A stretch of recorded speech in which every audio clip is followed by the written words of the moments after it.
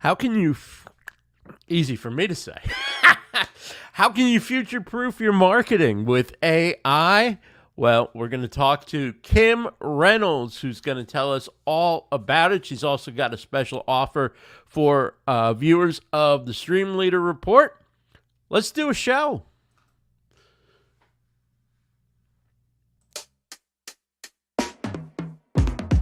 It's time for the StreamLeader Report. Discover the hottest trends in digital media. Here's your host, Ross Brand.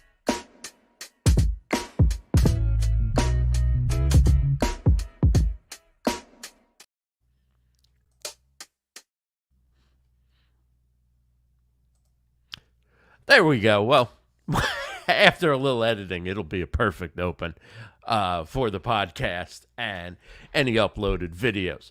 Anyway, hey gang, I'm Ross Brand from Livestream Universe. This is the StreamLeader Report. I'm super excited.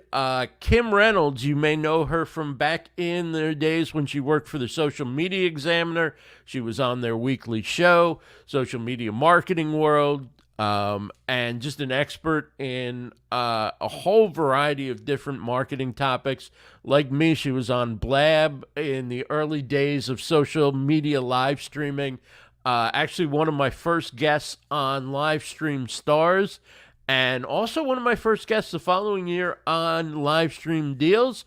But that was like 2016 and 2017, so it's been a long time, and I'm thrilled to welcome Kim back to Livestream Universe. In this case, the show is the StreamLeader Report, and I'm looking forward to chatting with her about AI, generative AI, and using AI for marketing and content creation. Kim, welcome to the StreamLeader Report. Thank you so much for having me on. I'm really excited to see you. It's been a long time. It has been a while. I think your video is frozen. Is it? Not seeing you moving at all. You sound great. We can hear you just fine. I don't have any ability to change There you go. that. There we you go. go. There you go. Now we've got some activity. Yeah, it's been a long time. I don't know if you saw, I posted some, remember when Blab used to create those GIFs where you'd be, somebody would share it to directly to Twitter, and all of a sudden it would create some GIFs out of nowhere. There were actually a few where we were like both smiling at the same time. It was hard to get those that looked good, but Yeah. It's funny that they're still available on Twitter. I still miss Blab. I can't believe that somebody else hasn't come up with something similar. Blab was so great because everybody who was into live streaming and doing shows and having conversations was in there, and then we all of our shows had just easy discovery because we would have each other on shows, but then everybody got notified because everybody was hanging out in Blab, or because it was so integrated with Twitter. As soon as somebody went live, there it is. And yeah, it's definitely much harder these days with live streaming now that the platforms aren't notifying you, notifying everybody in your network, or even a small percentage of your network when you go live. Right. Yeah, I don't know when like going live, I chose to send this live to Twitter and to LinkedIn, and I don't know if my followers get notified or not. Yeah, I mean, like on LinkedIn, when they first started, it was amazing because they notified everybody. So if you had a decent following on LinkedIn, you'd have thousands of viewers. And Facebook, when it was a new thing and they were like the main one pushing live streaming, you would be getting notifications. If you were on Facebook and connected to some people who like to live stream, your notifications were going off all the time. Yeah, I remember. Now you're lucky, if they show it to like 3 people or whatever. I mean, I don't know. I don't get a lot of notifications about people going live. I don't know if they're going live on Facebook like they used to or not. I've kind of moved over to YouTube as my primary place to go live, and I go to X or Twitter as well. Let's get into it. tell us what you're doing now. You're moving into the AI area, and you've got your own business. Tell us what you're working on now and what you're doing with AI. Well, I've always been a technology geek. Back in the day, before I got my Twitter handle of Kim Reynolds, which was amazing to be able to get my Right. own name, I was QR Kim because I was really into mobile marketing, QR codes, any kind of SMS technology, anything like that. And I've always been a geek about that. I love to follow the technology. And then when this whole conversation about AI started coming out, I immediately jumped on that to figure out, hey, what is this? And it got me so excited. Like back in the days of the internet, when the internet first came out, I'm that old. So, I was back in 95 when everything was happening, late 80s, and when it was happening for the consumer. And I mean, Right. obviously the internet had been out there for a while for the government and universities, etc. But at that time when the internet came out, I was very young and I didn't know how to harness the amazing opportunity that was presented. I knew it was exciting. I knew it was a very big deal, but I didn't know how to take advantage of that or how to monetize it at all. So I did, I built some websites and I sold some electronics online, and that was all well and fine. But eventually I got into the marketing side of it. And then, like I said, when this whole chat GPT thing started making its rounds on LinkedIn and stuff, I'm like, this is really, really interesting that people are starting to talk about it. So, took a deep dive, and now I can't think of anything that I don't do with AI. Literally, it's constantly open. I have Bard open in my one of my tabs. I have ChatGPT open in another app or ad tab. Right. Woo, tab. And then I always have this tool called Magi open, and you may have heard of Magi, Destin Stout's tool. It's a content creating tool using ChatGPT and Claude 2 and a lot of these other large language models. We're going to have to go through some of these. So I'm going to play the role of newbie, although Okay. really behind the scenes, I'm a super expert. No, I'm not. I'm going to play the role of newbie, which, I have a little bit of experience, but not a lot. So I'm going to ask questions that I think hopefully be helpful for other people like me who are wanting to learn about this. And so you mentioned ChatGPT. I think just about everybody who's in the space knows something about ChatGPT. Right. But you also mentioned Bard, Claude, and Magi, and maybe something else. Can you go through Very what good. those are? Sure. So ChatGPT isn't the only large language model chatbot. There's others out there.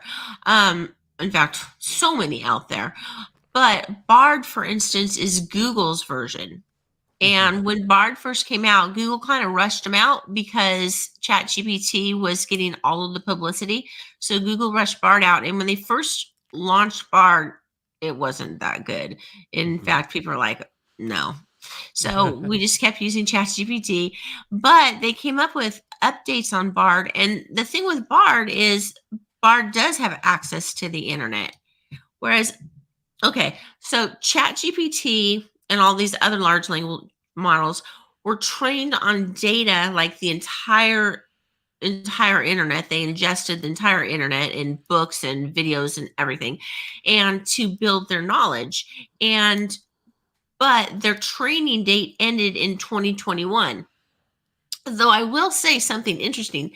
The 2021 date's been floating around for a while, but I was talking to ChatGPT the other day, and he said, "Oh, I'm sorry, but as of my latest training cutoff in January of 22," and I'm like, "Hold on, it's supposed to be in September, late September," and so, no, it's January 22. So I don't know what to Right. what to believe, because sometimes they do hallucinate, but he's been pretty consistent on the January 22 date. So maybe, Okay.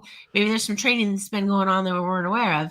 But Claude 2 is another large language model like ChatGPT that you you can get all the output like ChatGPT, but they're different. Like ChatGPT is a little bit more creative. Like Mhm. it comes up with more creative ideas.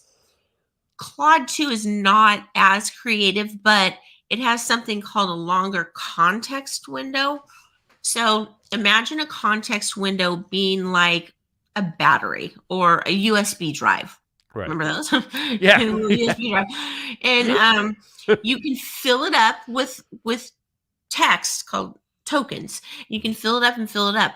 Well, ChatGPT's is like this size, Right. whereas just like a little thing. And then, but for Claude 2, it's like this. So if you're needing to do really long form content, Claude 2 is better at it than ChatGPT because ChatGPT, you have to keep reminding itself of Right. what's going on because it will forget. Right, right. Now, if you're starting out, is there one you'd say learn this first, learn them all at the same time? How do you go about going from not really having these tools integrated into your workflow to starting to be able to use them as soon as possible, or use at least one of them as soon as possible? What would be your advice on that? My advice would just be to go to ChatGPT. They have free accounts. Right. You're not going to get GPT-4, but you're still going to get 3.5, which is amazing. Just go in there and play around. And also, just when you're doing something, like I'll give an example. I actually told you this example a few minutes ago, but I'll give another example. So I read an article that was all about who to follow on Twitter that are the leaders in AI and the Right. really heady stuff that you need to know. And so I'm like, oh man, I don't want to sit there and copy and paste all over and over and over to get to follow them on Twitter. Right. So what I did was I used a tool called Magi, which I will explain in a minute. Gave Magi the link, said, follow this link and bring back all of the Twitter handles mentioned in the article and put them in form of https twitter.com Right. username that I can click on it. And it came back, within seconds. And so instead of copying and pasting and going everywhere, I just simply click, follow, You just click, copy and follow. paste the whole article with the names, and it pulled everything out with the URL based on you gave it everything but the username and the URL, and it basically filled in the blank. Right. For It knew the format I wanted. Now It you just click, follow, click, follow, click, follow, click, follow. right. Well, the thing with ChatGPT and other large language models is they're iterative. Like when I first asked what I wanted, I said, I just want a list of all the Twitter handles. So Right. it gave me just a list of, at blah, blah, blah, blah, at blah, blah, blah, blah, blah. But that's not clickable. And so I'm like, oh, that's still going to take me a long time. So I went back to the same prompt and I said, hey, or the same ChatGPT, and I said, hey, put these in this exact format. And I gave it, the HTTP, blah, blah, then / that username. Right. And came back and it was completely formatted exactly the way I needed it. And it took me about literally 1 minute to follow everybody I wanted to follow. Whereas if I'd been doing it just by hand, that would have just been a pain in the rear. I probably Right. wouldn't have finished it. Okay, so Magi. What is Magi. What is Magi? Don't get me no, do get me started on Magi. So if you want to go talk to ChatGPT, go to openai.chat or chat.openai.com, or just go to chatgpt.com. And then you're going to have the chat and you can chat, you can get output and do whatever. Mhm. But there's a lot of things you can't do. With Magi, which is, I'll spell it for you, it's MAGAI.co. with Magi, you go in and you have an open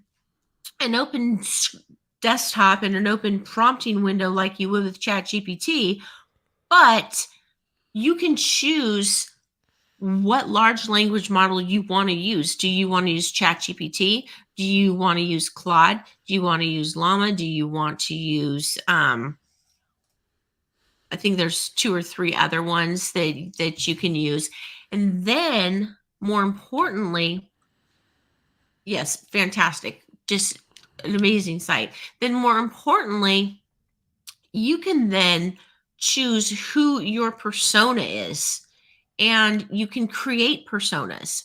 And a persona is basically instructions to ChatGPT to act in a certain way and give you certain outputs. And you can create as many personas as you want. So like one persona that I use a lot when I'm doing marketing stuff is the persona of an advanced marketer. And when I'm writing copy for my own site, I use a persona that we created for our own site called Ada Astralis, and the output goes in the same, in the same voice and tone, that because Ada is a little sassy and she's very much a forward thinker and a futurist. So she and she can be a little snarky at times too. So, that's Ada's personality, and we can infuse that in everything she writes. Now, caveat, you can do that on ChatGPT. You can give it all the instructions of what you want it to sound like. But when we talked about that context window, you have to do it every time, right? Yes. See, this is some misinformation going around the internet. Like I've seen a lot of courses saying, hey, we can teach you to train ChatGPT to sound just like you. I'm like, really? Well, you can and you can't. You can do it, but he's going to forget. You can't. You have to stay in the same chat thread, and you can only go as far as that context window. And then all of your instructions are gone.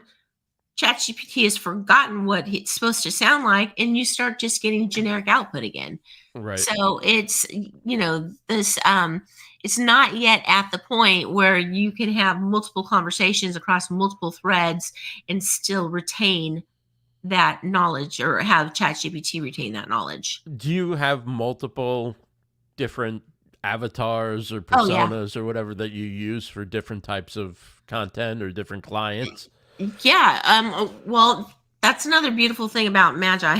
I should have given you my affiliate link. But the beautiful thing about Magi is you can create folders for different brands. So like each one of my clients that I work with, it has their own folder. Mm-hmm. And I have all of their chats in that folder. I have their custom persona named after them. And I just go in, pick whatever if it's a shorter content project, I'll pick ChatGPT usually first, and then pick their business persona, and then go about my business and do whatever I need to create. So you're choosing ChatGPT inside Magi. Exactly. So inside Magi, there's ChatGPT. Right. And not just text. They also give you access to image creation within Magi. So you can do DALL-E 2 or DALL-E 3, Stable Diffusion, Midjourney, and there's one other that I don't use. All through your subscription to Magi. Yeah, and it's $9 a month. You don't have to subscribe to ChatGPT, subscribe to Midjourney and all these ones separately. No, you don't. Now, ChatGPT has that free option, but you don't get GPT-4. If you're in Magi. But in Magi, you do. In Magi, you get that. You get the newest release of ChatGPT. So if I'm paying $20 a month for ChatGPT, now I can get Magi for $9 a month. $9. And still have the best ChatGPT, the latest version. Oh, you have and you have access to all of the different ones, not just one.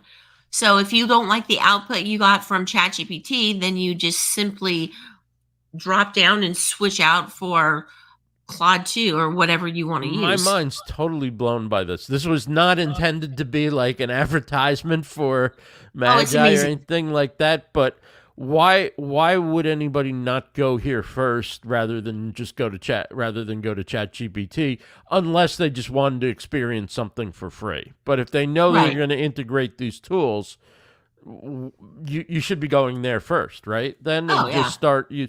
Okay, so you're a live streamer, a podcaster, maybe you're a YouTuber, and you've got all these different tasks related to doing your show. You've got to do your graphics or thumbnails or cover art.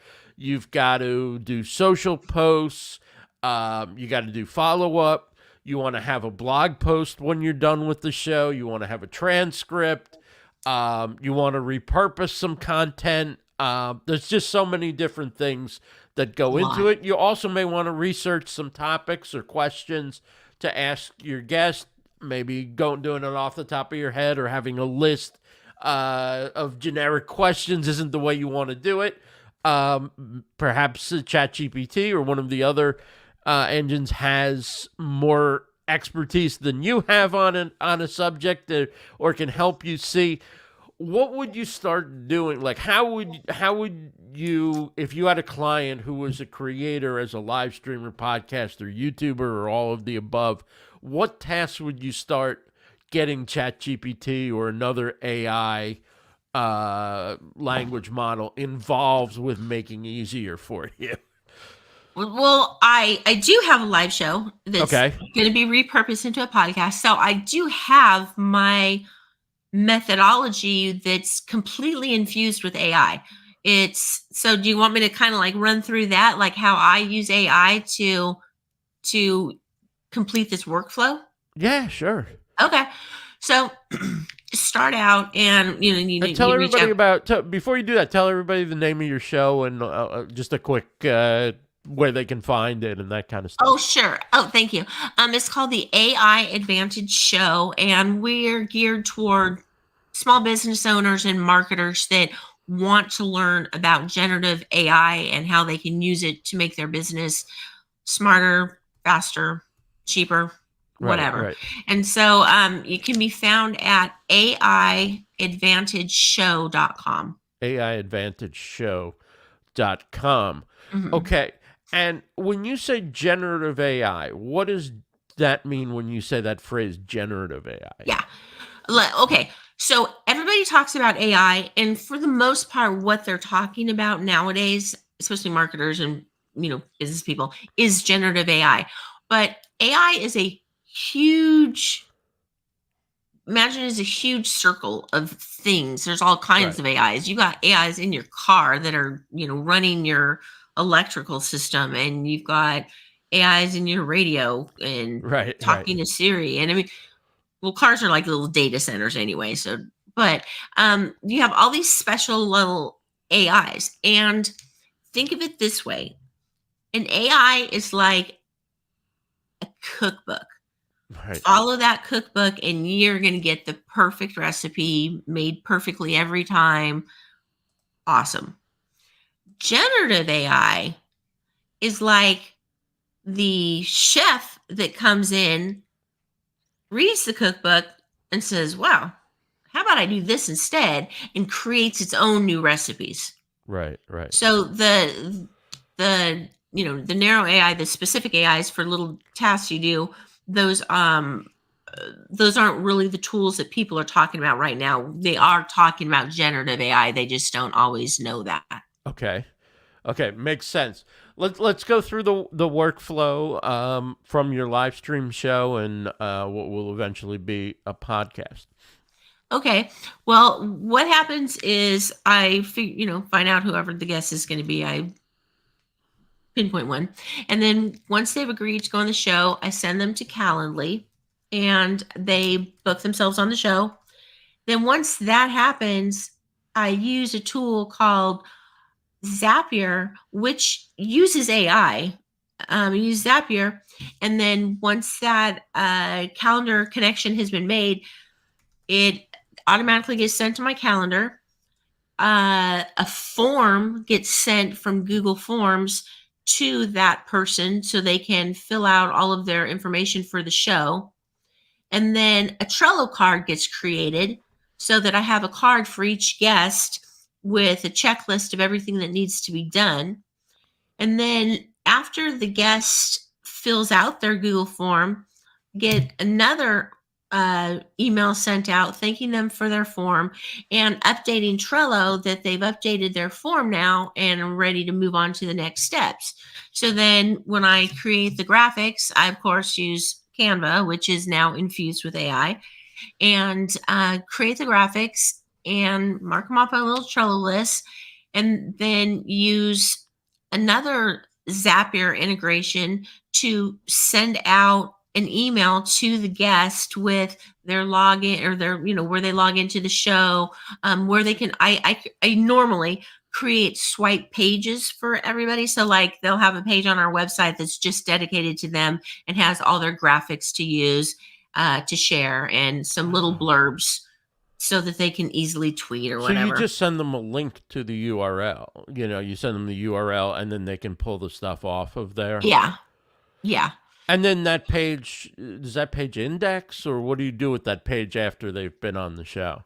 I leave it. I leave the page. I don't know if it'll ever get indexed by Google or not, but if it does, it does. That's fine. All it's talking about is the show. Right. And in fact, you just gave me a really good idea. Thank you very much. I should take those swipe pages and I should add the transcripts to those pages. So that page is all about the person and then all about their show. That was a good idea. Thanks. You could have a guest page for each of the guests that links from the show notes or the show blog post page, if you do a blog, to the guest page, and links from the guest page back to the blog.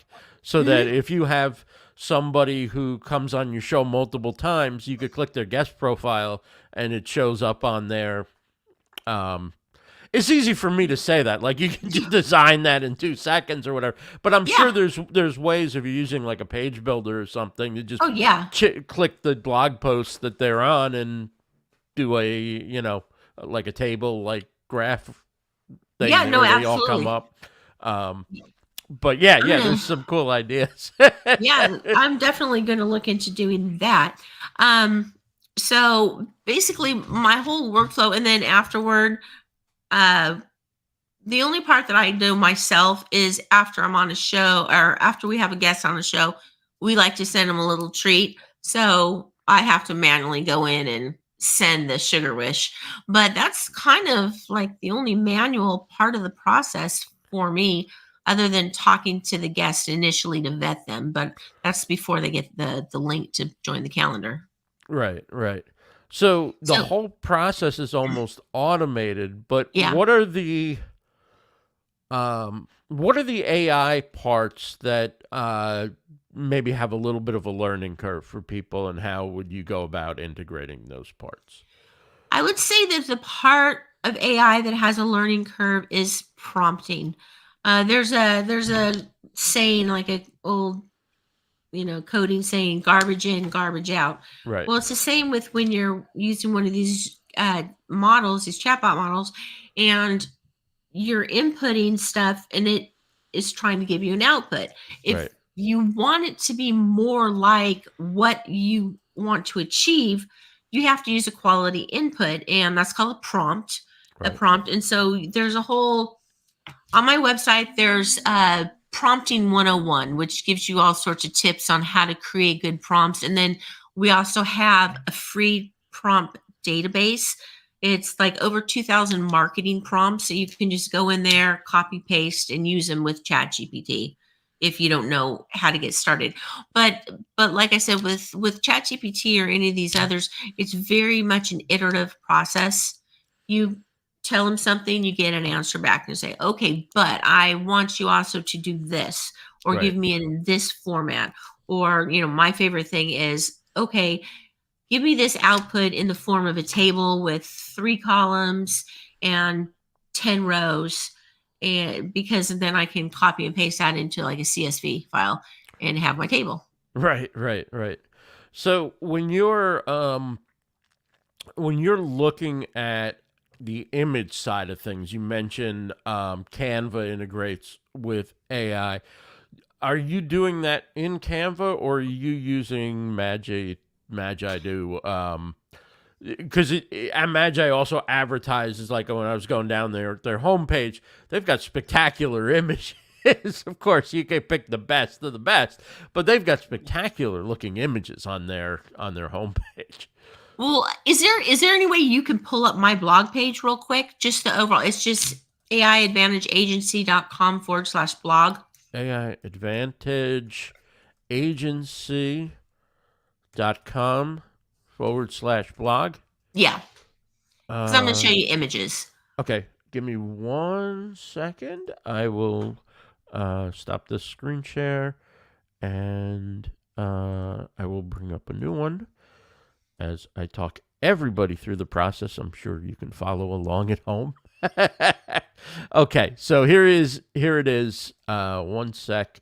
We will have it on the screen, and boom. Okay, Boom. AI Advantage Marketing Blog. Very nice. Right. So if you scroll up a little bit through the images, you'll see that they're all kind of branded with our colors. They flow. They're not just very disjointed and stuff. They all kind of, have the same color scheme and the same look about them. They're photorealistic. And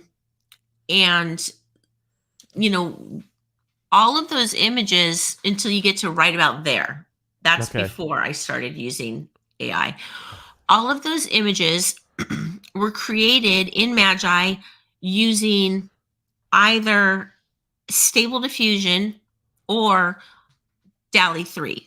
Okay. Now, DALL-E 3 I don't think is on Magi yet. It should be on there. They have DALL-E 2. DALL-E 3 I went to ChatGPT itself and used that. But the point is I give it prompts. Like for this article about generative AI prompting 10 expert tips. I'm talked to ChatGPT. I'm like, I need to come up with an image that kind of brings about that how you can have expert tips and get the exact output that you want. That's, you can inspect it with a magnifying glass and it's going to be exactly what you want it to be. So it created this image. And I took that prompt and I said, okay, well, what would be a good prompt? So ChatGPT gave me a prompt, and then I took that over in Magi to Stable Diffusion, input it, and this is what they gave me. So And part then- of prompt engineering is asking one AI bot to give you a prompt that will make it more effective when you work in another one. Absolutely. That is so cool. I never thought of that before. Well, and you can ask it, like, if you're trying to get a certain output, say, hey, what 10 questions can you ask me to help create a better output? And it'll ask you the questions and you reply. And then that helps refine that's that iterative process that I've been talking about. So you help it teach it. Yes. Like it teaches you, you teach it. Right. And together you get to where you need to go. Right. But with ChatGPT, it doesn't have the long memory, so you have to re-input some of that information when you start a new thread or a new project. Right. Okay. If you start a new thread, you're starting from a blank slate. It doesn't remember anything. And then even if you're working in one thread and you start to produce too much content, you'll get to the end of the context window and it'll forget the earlier stuff. Right. So then you have to remind it. Now, I've tried when you're in Canva and you go to the Elements tab, it gives you a chance to use text to generate an image. Right. And I haven't had a ton of success with getting what I want by doing that. I've played with a couple other, tools I've downloaded on my phone or whatever. What is the key to being effective in prompting for the image that you want?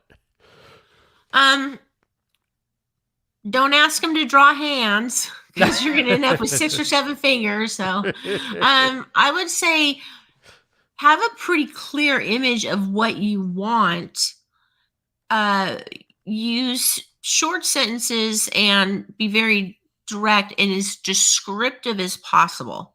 Mhm. And even down to what colors you want. Like I on all of my blog images and on images that we created for the website, because all the website images were created with AI. Um, those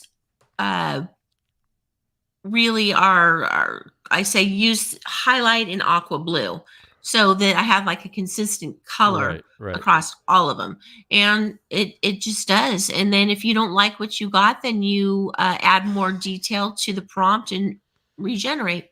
right, right.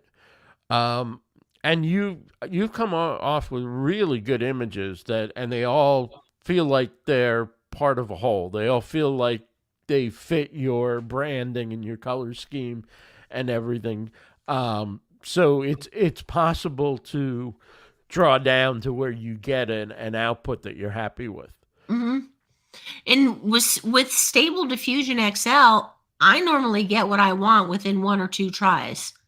um Wow. and I think it helps that I go to Chat GPT beforehand, um and say, okay, well, you can even upload your blog post and say, read this and give me an idea of what the image should be, Okay. and it'll tell you, and then say, okay, put this in the form of a prompt that I can use with Stable Diffusion. And it doesn't get jealous, ChatGPT, that you're going over to Stable Diffusion. I know. I should say DALL-E 3 is part of the family, but but Yeah.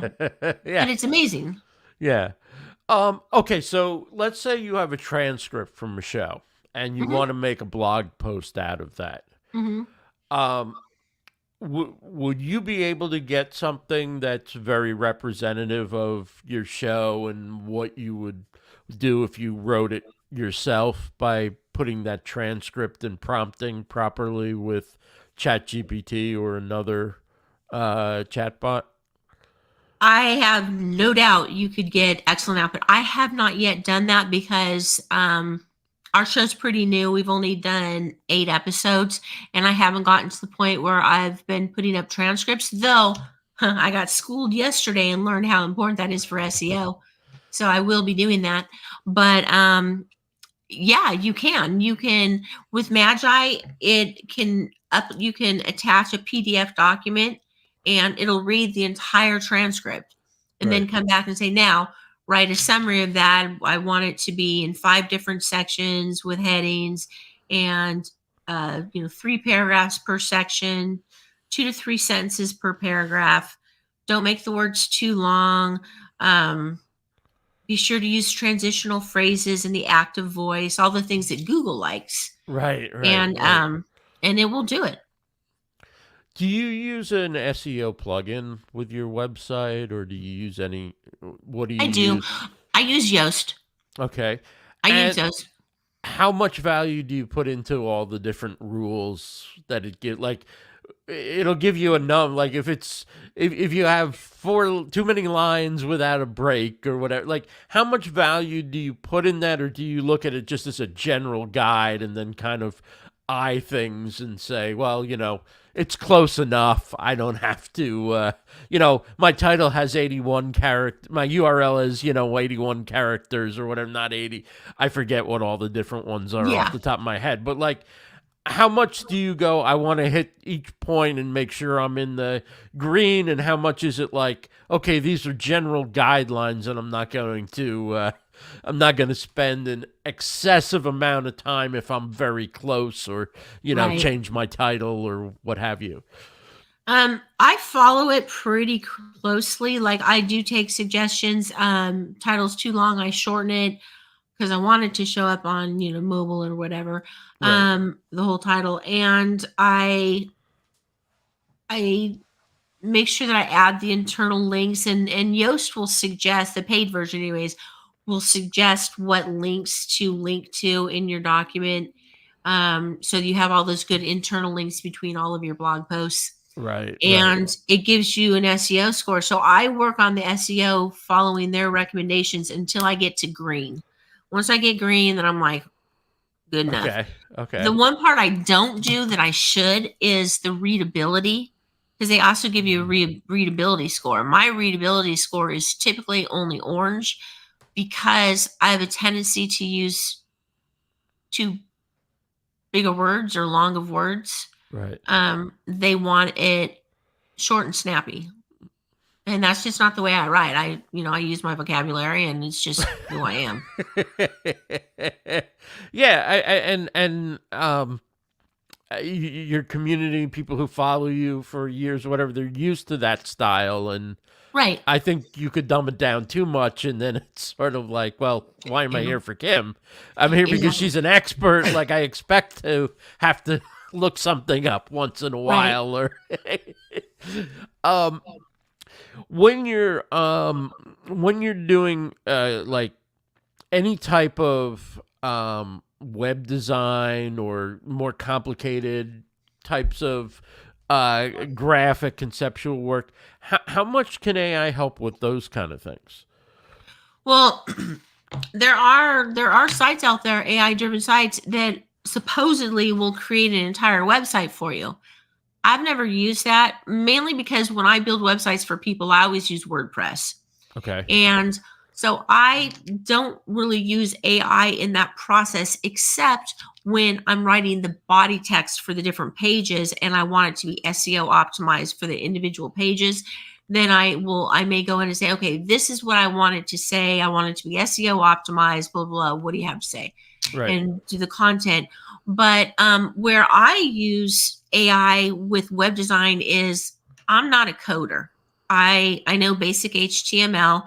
I don't know JavaScript. I don't know, how to do the CSS, all of that stuff. I'm exactly the same. HTML is as far as it goes. But ChatGPT knows JavaScript and all of that. Mm-hmm. So I will say, listen, this element on this page is not the right color. What code do I need to tweak? And what do I need to tweak it? What do I say? What do I code in there to change this? And excuse me, it will give me the code. And a lot of times the code is wrong, and it takes about 5 iterations to get it right. Right. But I did a lot of custom stuff on the one of the free sections of our website is called the Prompts Exchange. And that's where you can go in and, like I said, there's over 2,000 free marketing prompts. Well, I wanted those output a certain way. I wanted them in a block, and I wanted to have a button on those where all they had to do was copy, just push copy, and it copied the whole prompt, so they can just hit paste in ChatGPT or whatever. Right. And so make it very, very convenient for the user. Well, trying to get all of those like different elements, I would have had to hire a developer to help me with that, and I didn't want to. See, like if this one right here, where it says content schedule, and then you see that dark box with the text inside. Right. That's a prompt, and then all you have to do is hit click to copy, and then it copies to your clipboard, and you can just paste it into ChatGPT and get your output. Right. So, cool. But I definitely use ChatGPT to help me custom code that. When you're looking for learning about prompts, or perhaps borrowing prompts, or using the prompt exchange, how do you determine, is it trial and error, or how do you determine, what are the clues you can get that kind of tell you that, like, this is a quality prompt? And there are people all over the internet selling prompt cheat sheets and prompt lists and all this. They can't all be relevant for what I'm doing or what I need or what have you. How do you kind of tell the quality of a prompt if you're new at this? Well, there's certain aspects to a prompt that if you're using, most of our prompts are meant to be used with either ChatGPT or Magi or Right. I mean, it can be used with Claude also. But when you're writing a prompt, you want the prompt to understand who is acting like. Right. So Right. you tell the prompt, you write in the prompt, act as if you are a neurosurgeon and you have a specialty clinic that you would like to help grow and get more patients, because all of our prompts are marketing, so Right. they Right. all have a marketing slant to them. um, Write out 5 ideas for promoting this practice to this age group. So Right. you want to get very specific, but you want there to be one task. If you start giving like, well, give me this output, and at the same time, I want you to do blah, blah, blah, blah, blah, then they start getting confused. So you act, I say you pretend. I have something called a Pope network, Right. and you pretend as if you're whatever, and then you um, determine the outcome that you want, what you want it to give you. Mm-hmm. And then now I can't even remember my own framework because I'm on the spot. But Uh-oh. anyways, basically, Sorry. I'm so bad. But anyways, you let it know what you want the output to be, and then once you get that output, you then go and realize, okay, needs to be tweaked, or this needs to be changed a little bit. And so you go back in, and you don't have to say the whole pretend to be this part again, Right. just the parts that you want to tweak. Just say, well, that was good. Give me 10 more of those or whatever. And they understand the context of that casual speech. Yeah. We're talking with Kimberly Reynolds. She is the co-founder of the AI Advantage and the AI Prompt Exchange. She's got an AI show and will be a podcast. And it's so awesome to have you on and reconnect, Kim. I know as a newbie, I'm asking basic questions and I want to learn, but I would love for you to come back sometime and we do a round 2 as I've gotten further into these tools, and we'll have a show and some content out there for people who are now getting more advanced and more into these different tools. My eyes are so open with Magi. Am I saying it correctly? MagiAI.co, right? .co. Yeah, and if you want to drop your affiliate link, feel free to do that. I can add it to the description as well when we do the blog post and the podcast notes. So if you send me over that, we will add that. Talk about what you're doing. I know you brought a special offer over, which is great. It deals with my AI prompts and it deals with your business. Well, so the business has 3 main areas that we give away for free just to educate people. We have the Prompts Exchange, which all you have to do is register your email, and then you have access to over 2,000 marketing prompts. Wow. And more get added every day. And you can add your own prompts and be given credit for it. So that's kind of cool. So you can add your prompts and see your own name. But we also have the AI Tools Hub, which is a searchable database of AI tools. So if you want to accomplish something with AI, but you don't know what tool to use, you can go to the Tools Hub, put in some keywords, and it'll pop out recommendations for the tools you should use. And then coming soon, and this is something I have a little bit of an ask, if you don't mind. Sure. I am creating a course, and it's AI 101, how to future-proof your marketing using AI. And I am about halfway finished with the course, but before I finish, I would love to get feedback as to what people think. Is that something they'd even be interested in taking? And if so, what would they really want to learn? So I'm definitely still in the feedback stage. But my offer, other than join the Tools Exchange for free, is we also have a digital agency. And so if you contract with any services, then you'll get free setup on, like, for instance, if you need Facebook advertising services, we'll waive the setup fee and because of the show. That's awesome. Thank you. And I mean, this is an amazing resource. The website is aiadvantageagency.com. And check that out. And then there's AI prompts.aiadvantageagency.com. All the links will be added to the video description and the show notes as well. So wherever you're watching or listening, just look down below and you can connect with Kim. Her socials should be down there as well. This is an amazing resource you've created through the website and all these different projects for people. I didn't even know some of these things were out there and free or low cost to use. So I am so glad you reached out. I'm so glad you came on the show. And when your course is ready, and I'd be happy to talk to you more about it as you're doing the process. But when the course is ready, I'd love to have you on Live Stream Deals, and we do a show all about the course and that'd be awesome. Get people ready for that. So yeah, thanks so much, Kim. I really appreciate you coming on. I appreciate you having me. It's been a blast, and it was so fun talking to you, and I appreciate all the questions. Thanks, Kim. That is Kimberly Reynolds. She's phenomenal. Again, check her out. All things AI. She's on top of it. What a wonderful conversation. This has been the StreamLeader Report. We have our weekly panel tomorrow and every Thursday at 1:30 p.m. Eastern.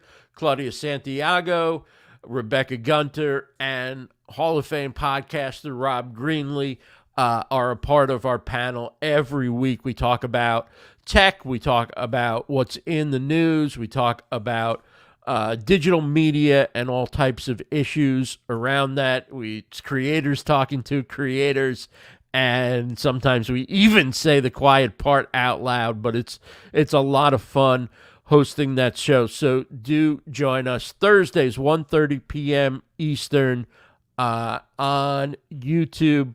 Thanks again for joining us, and take care, everybody. I'm Ross Brand for Livestream Universe. Have a great day.